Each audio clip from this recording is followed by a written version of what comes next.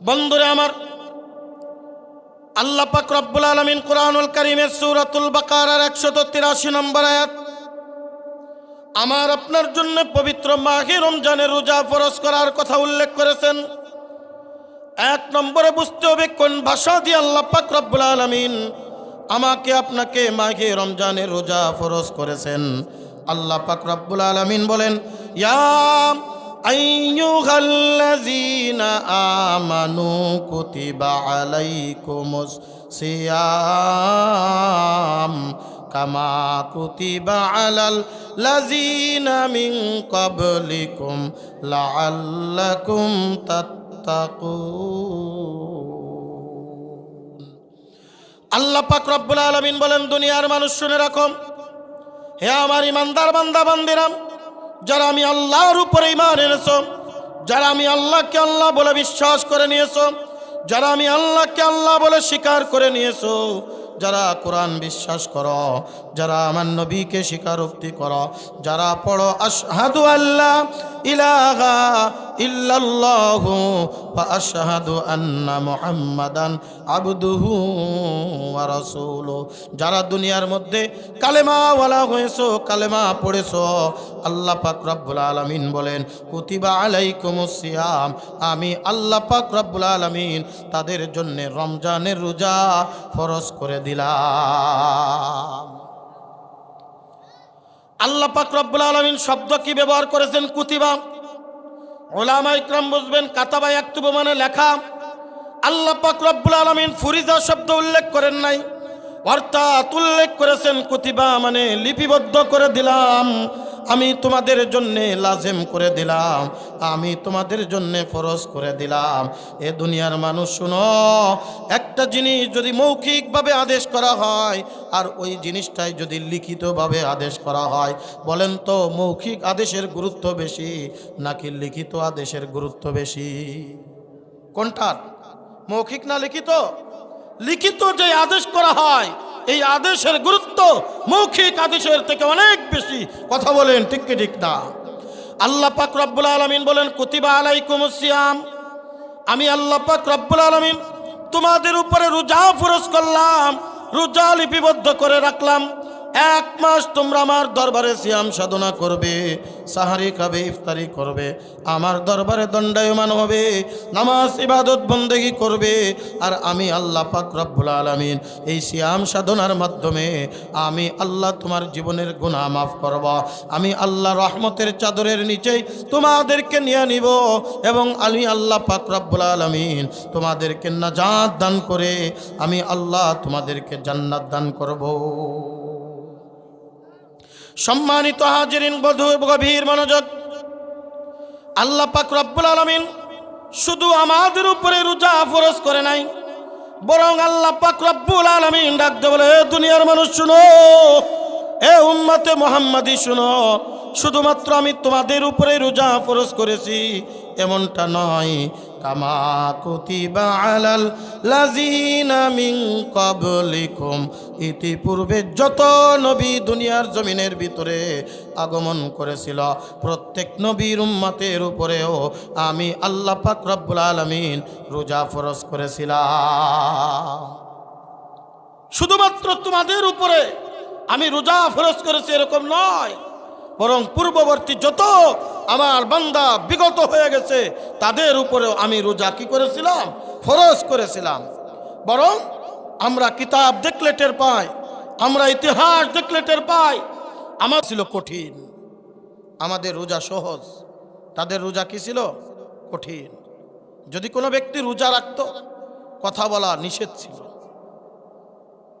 খাওয়া দাওয়া তো দূরের কথা, কারোর সাথে কথা বলবে না, ইশারায় বলবে ইন্নী সায়েম, আমি রোজাদার। আমরা কি রোজা রেখে কথা বলতে পারি কি পারি না? কথা বলেন? পারি। যত ইচ্ছা বলো, তবে ফাহিশা কথা বলো না, ভালো কথা বলো। কি বলেন? কথা ঠিক কিনা? যেমন আল্লাহ পাক রব্বুল আলামিন কোরআনুল কারীমের সূরাতুল মারিয়াম, আল্লাহ পাক রব্বুল আলামিন তাদের রোজার কিছুটা ইঙ্গিত দান করেছেন। আল্লাহ পাক রব্বুল আলামিন হযরত মারিয়াম আলাইহিস সালাতু ওয়াস সালামের গর্ভে আল্লাহ পাক রব্বুল আলামিনের কুদরতি একটা সন্তান দান করেছিলেন। আল্লাহ পাক রব্বুল আলামিন কুদরতি সন্তান দিয়েছিলেন মারিয়াম আলাইহিস সালামকে।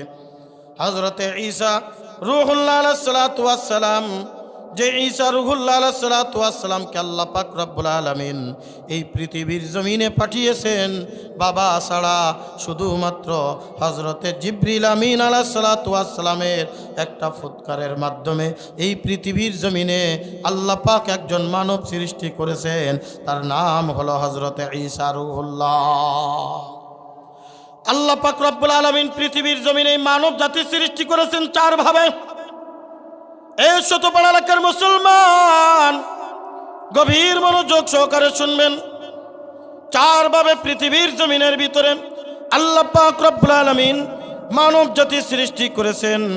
একটা হলো আল্লাহ পাক রব্বুল আলামিন নিজ কুদরতি হাতের মাধ্যমে মিন সুলালাতিন মিন তিন, এটা হলো মাটি দ্বারা আল্লাহ পাক রব্বুল আলামিন সৃষ্টি করেছেন।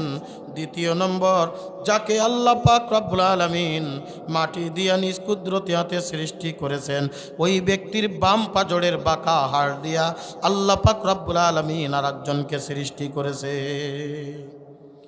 তিন নম্বর, আল্লাহ পাক রব্বুল আলামিন হযরতে জিবরিল আমিন আলাইহিস সালামের একটা ফুৎকারের মাধ্যমে এই পৃথিবীর জমিনে একজনকে সৃষ্টি করেছেন। এক নম্বরে মিন সুলালাতিন মিন তিন, এটা হলো মাটি দিয়া যাকে সৃষ্টি করেছেন তিনি আমাদের আদি পিতা হযরতে বাবা নবীনা আদম আলাইহিস সালাতু ওয়াস সালাম। আর যাকে বাম পাজরের বাঁকা হাড় দিয়া আল্লাহ পাক রব্বুল আলামিন সৃষ্টি করেছেন তিনি আমাদের মা হাওয়া আলাইহিস সালাতু ওয়াস সালাম। আর যাকে জিবরিল আমিনের ফুৎকারের মাধ্যমে আল্লাহ পাক রব্বুল আলামিন দুনিয়ার জমিনের ভিতরে আগমন ঘটিয়েছেন তিনি হলেন আমাদের নবীর আগে আগমনকারী নবী হযরতে ঈসা রূহুল্লাহ আলাইহিস সালাতু ওয়াস সালাম, যিনি কিয়ামতের আগে দাজ্জালকে খতম করার জন্য এবং নিজের জান কবজ করানোর জন্য এই পৃথিবীর জমিনে আবার আগমন করবে। কিয়ামতের আগে দাজ্জাল আসবে। আমরা ইতিহাস আল্লাহ রাসূলের হাদিস জানি, কিয়ামতের বড় বড় আলামতের মধ্যে একটা আলামত দাজ্জালের আবির্ভাব এই পৃথিবীর জমিনের ভিতরে আসবে আর এই দাজ্জালকে খতম করবে হযরতে ঈসা রূহুল্লাহ আলাইহিস সালাতু ওয়াস সালাম। এই হযরতে মারিয়াম আলাইহিস সালাম যখন সন্তান সম্ভাবনা, উনি গোসল করতে ঢুকছেন হাম্মাম খানায়, গোসলখানায়। যখন গোসল করতে ঢুকছেন, গোসল করতে ঢুইকা কাপড় এখনো পুরাপুরি পরিবর্তন করে নাই, ভিজা কাপড় গায়ের ভিতরে দিয়া বাসার ভিতরে এসে আপনার কাপড় পরিবর্তন করবে। যখনই পর্দাটা সরিয়েছে দেখে মানবাকৃতি একজন দাঁড়ানো। তিনি পর্দাশীলা মহিলা ছিলেন। দেখার সাথে সাথে চমকে উঠছে, চমকে উঠে বলে আউযু বিল্লাহ, আল্লাহ ক্ষমা করুক, আল্লাহ মাফ করুক, আপনি কে? আল্লাহ পাক রব্বুল আলামিন কুরআনুল কারীমের ৩০৭ নম্বর পৃষ্ঠা ১৬ নম্বর পারা সূরাতু মারইয়াম ১৬ নম্বর পারার ৫ নম্বর পৃষ্ঠা সূরাতু মারইয়ামের ১৬ নম্বর আয়াত থেকে আল্লাহ পাক রব্বুল আলামিন এই ঘটনা কিছুটা ইঙ্গিত দিয়ে গিয়েছেন। বলেন আল্লাহু আকবার।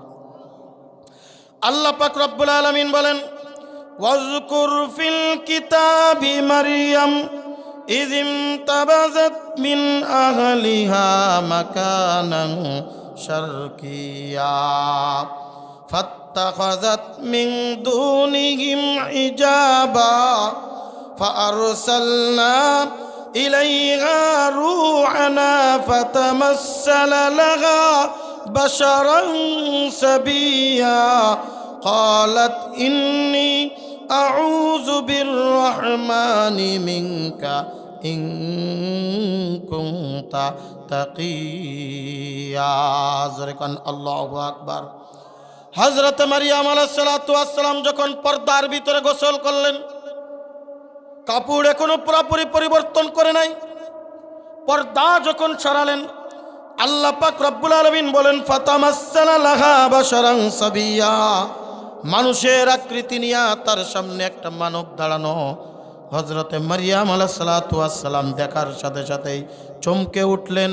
চমকে উঠেই ডাক দিয়ে বলেন, ইন্নী আউযু বিররহমানি মিনকা, আমি আপনার থেকে আল্লাহর কাছে আশ্রয় প্রার্থনা করতেছি, আমি আপনার থেকে আল্লাহর কাছে পানাহ চাইতেছি।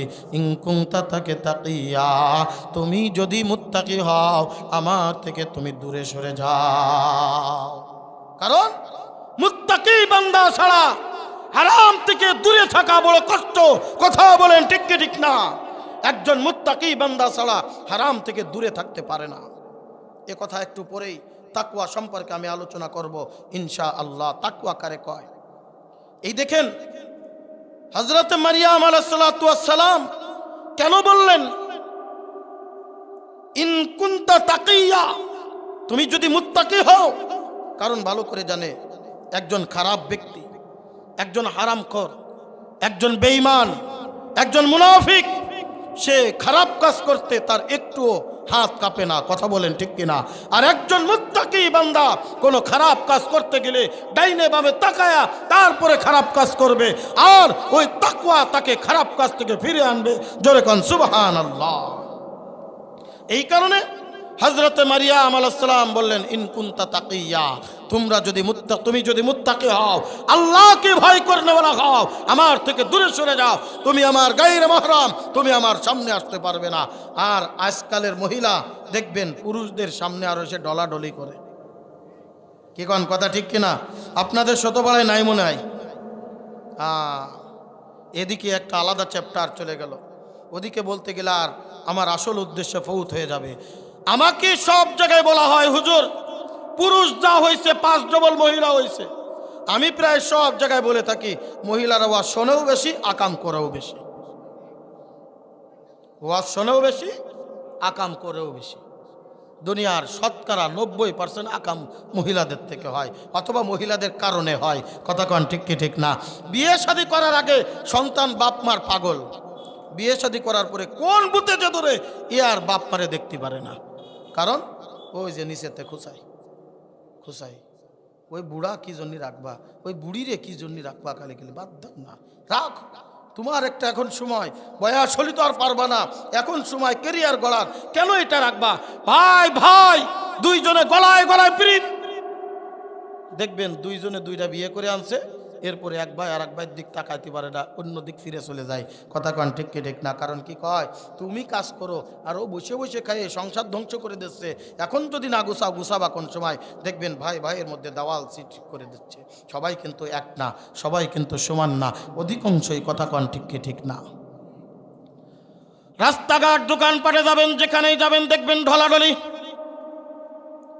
বর্তমান সময়ে খাস পর্দা কারে কয়, শরীফ পর্দা কারে কয়, অধিকাংশ মহিলারা সঠিকভাবে জানে না, অধিকাংশ মহিলারা সঠিকভাবে বোঝে না। জোরে জোরে কোন কথা ঠিক কি ঠিক না? খালাতো ভাই, মামাতো ভাই, ফুফাতো ভাই আপন নাকি পর? গায়রে মহরম না মহরম? গায়রে মহরম না মহরম? বুঝেন? গায়রে মহরম মানে যার সাথে দেখা করা জায়েজ নাই, আর মাহরাম মানে যার সাথে দেখা করা জায়েজ আছে। মাহরাম পুরুষ মাত্র 14 জন। আর আমাদের গ্রামের মহিলাদের মাহরাম সব গ্রাম্য ব্যক্তি সব। এক মহিলা, কষ্ট হচ্ছে আপনাদের, গাটলাই গোসল করতে গেছে। গ্রামের মানুষ গাটলাই, এখন তো মনে হয় অনেক জায়গায় পর্দা পুশিদা হয়েছে, আগে তো এরকম ছিল না।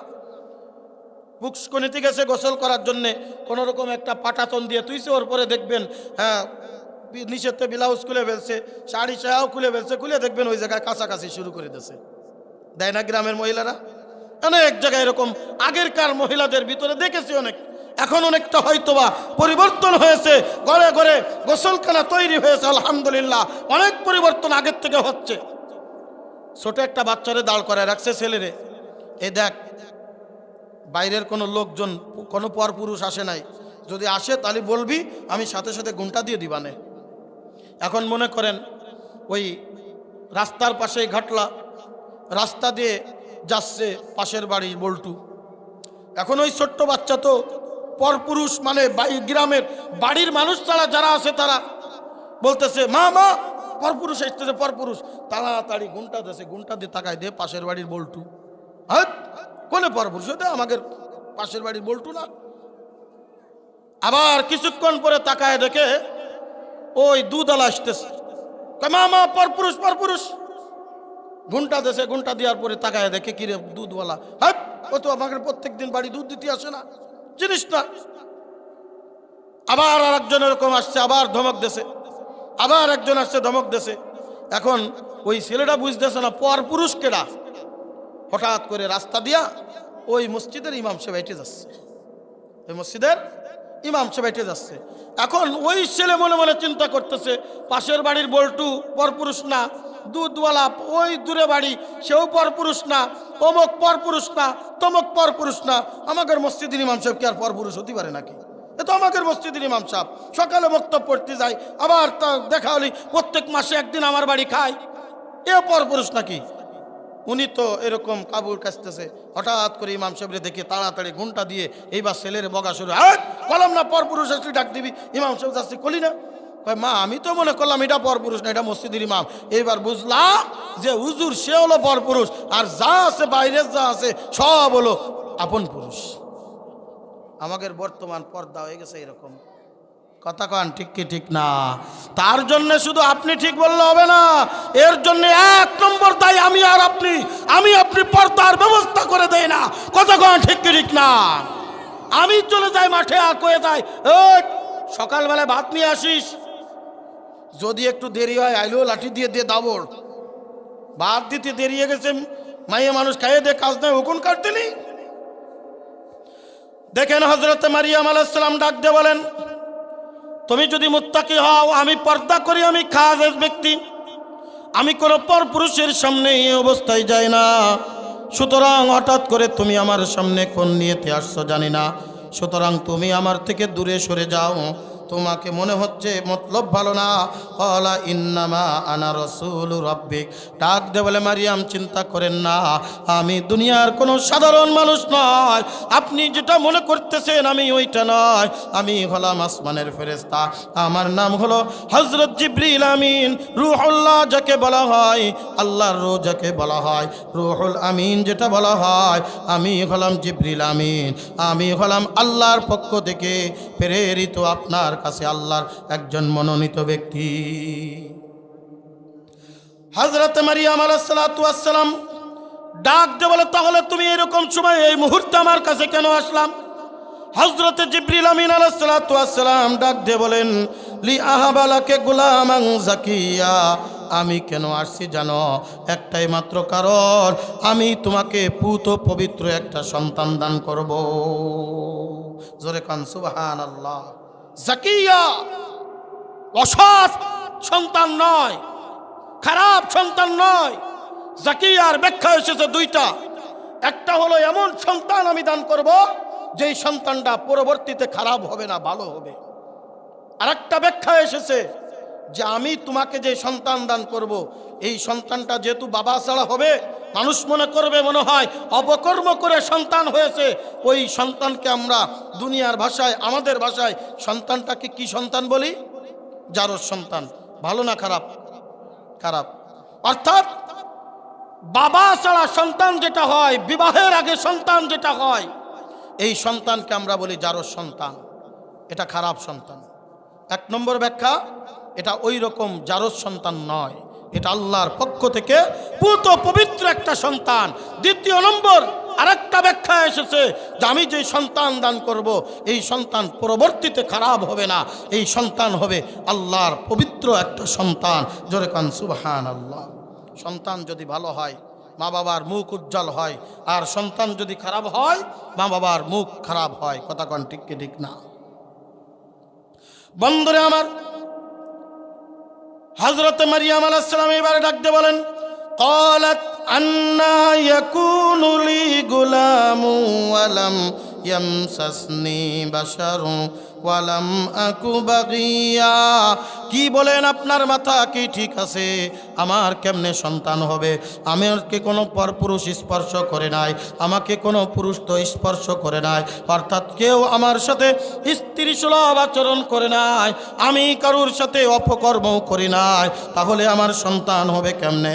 দুনিয়ার নিয়ম হলো একজন পুরুষ এবং মহিলা মিলিত হওয়ার পরে ওই পুরুষের পিঠের শুক্রাণু থেকে আল্লাহ পাক রব্বুল আলামিন দুনিয়ার মধ্যে সন্তান মায়ের রেহেমের ভিতরে পয়দা করে।